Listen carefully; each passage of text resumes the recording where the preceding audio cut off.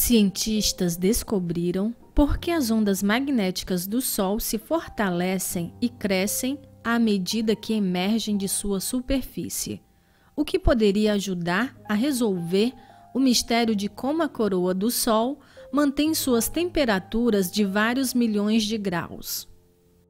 Por mais de 60 anos, as observações do Sol mostraram que, à medida que as ondas magnéticas saem do interior do Sol, elas crescem em força, mas, até agora, não havia nenhuma evidência observacional sólida de por que isso acontecia. As altas temperaturas da coroa também sempre foram um mistério.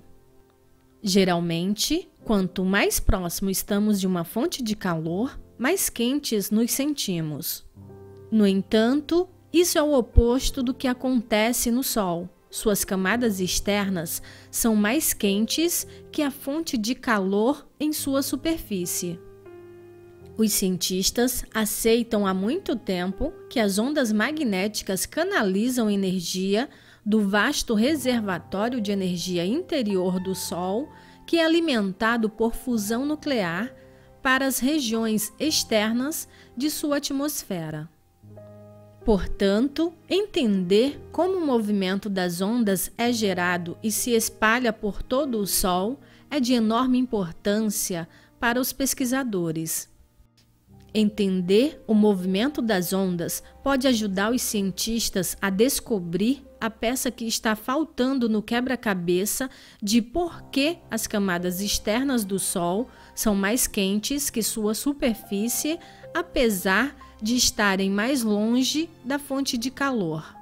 Os cientistas foram capazes de examinar o comportamento de certos elementos da tabela periódica em sua atmosfera, incluindo silício, formado próximo à superfície do Sol, cálcio e hélio, formado na cromosfera, onde a amplificação da onda é mais aparente. As variações nos elementos permitiram descobrir as velocidades do plasma do Sol. As escalas de tempo em que evoluíram foram comparadas, o que permitiu que as frequências de ondas do Sol fossem registradas. É semelhante à maneira como um complexo conjunto musical é desconstruído em notas e frequências básicas, visualizando sua partitura. A equipe então usou supercomputadores para analisar os dados por meio de simulações. Eles descobriram que o processo de amplificação das ondas pode ser atribuído à formação de um, entre aspas, ressonador acústico, onde mudanças significativas de temperatura entre a superfície do Sol e sua coroa externa criam limites parcialmente refletivos e agem para capturar as ondas, permitindo-lhes intensificar e crescer dramaticamente em força. Os especialistas também descobriram que a espessura da cavidade de ressonância, a distância entre as mudanças significativas de temperatura, é um dos principais fatores que governam as características do movimento de onda detectado. De acordo com os cientistas, o efeito que eles descobriram na pesquisa é semelhante ao modo como um violão muda o som que ele emite através da forma de seu corpo oco.